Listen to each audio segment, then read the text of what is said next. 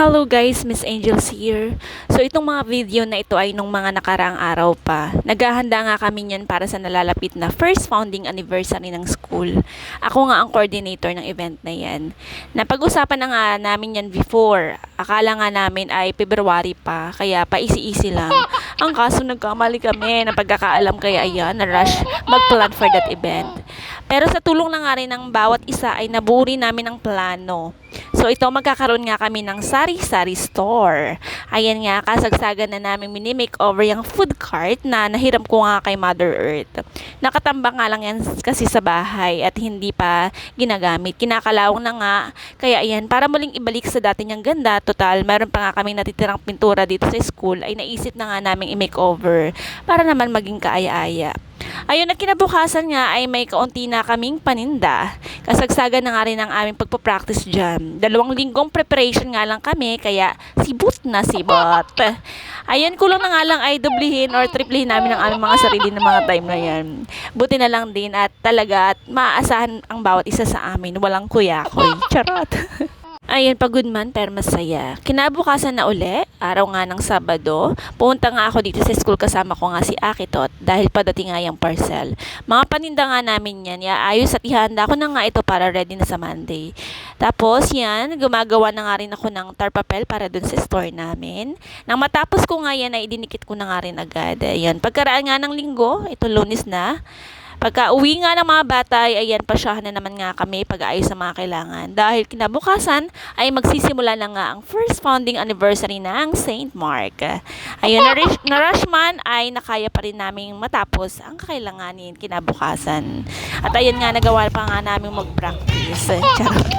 Kinaumagahan na nga agad, muntikan pang ang hindi matuloy dahil sa pag-ulan nga kagabi hanggang sa madaling araw.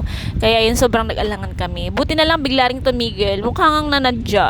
Dahil kung kailan nakapag-announce na kami na hindi matutuloy, saka naman biglang ganda ng panahon. Di ba nakakaloko? Kaya yun, talagang binawi kaagad namin ang announcement at pinagpatuloy na nga ito. Medyo namove lang ang oras. Ayun, nakakahiya rin talaga sa ibang parents at karamihan nga ay nag-leave pa sa trabaho para dito. So ito nga, sinimulan na nga namin ito sa motorcade. Ayun, sobrang thankful lang ako dyan sa mga supportive naming parents at sa aming PTA officers, especially kay Vice Chairman na napaka-active sa mga activities ng school.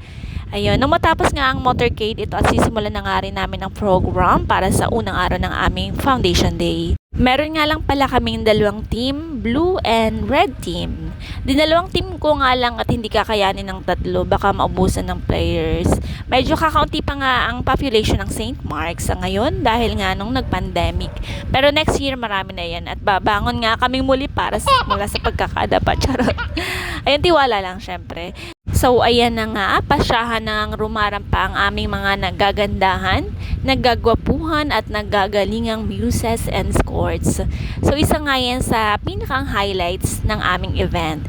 Ayun, hindi ko na nga nagawang makuhaan isa-isa ang kanilang pagrampa dahil hindi ako makafocus sa pag-video. Abala na nga kasi ako dyan sa pagtatabulate ng kanilang mga score.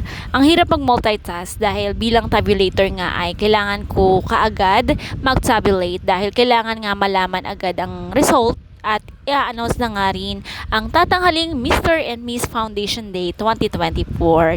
Matapos nga ang awarding dyan sa Muses and Squirts ay dumako naman nga kami sa aming FEL demo / cheer dance competition. Pinagsama na nga namin at gahol na nga sa oras, hindi nakakayanin. By the way, congratulations pala dun sa mga tinanghal na Mr. and Miss Foundation Day 2024. Ayun, at sa mga hindi naman pinalat, congratulations pa rin dahil para sa akin, lahat kayo ay panalo. Alam kong ginawa nyo rin ang inyong mga best para ipakita ang makakaya nyo. Ayun, moving on, nang matapos nga yung FEL demo / cheer dance competition, ay sinimula na nga rin namin ang indoor games. Hindi ko na nga na-videohan, limot ko na. Ang dami ko na nga pinagkaabalahan dyan. Hindi ko na mawari. Kaya ayan, picture-picture na lang. So ayun, matapos nga ang aming mga palaro sa mga bata, bago nga kami magsiuwian ay namili na nga kami para sa aming munting tindahan. At ayan, naihanda na nga namin ang kakailanganin para sa pangalawang araw ng aming foundation day. At dahil mahaba na tong vlog ko, wait na lang para sa part 2. Babush!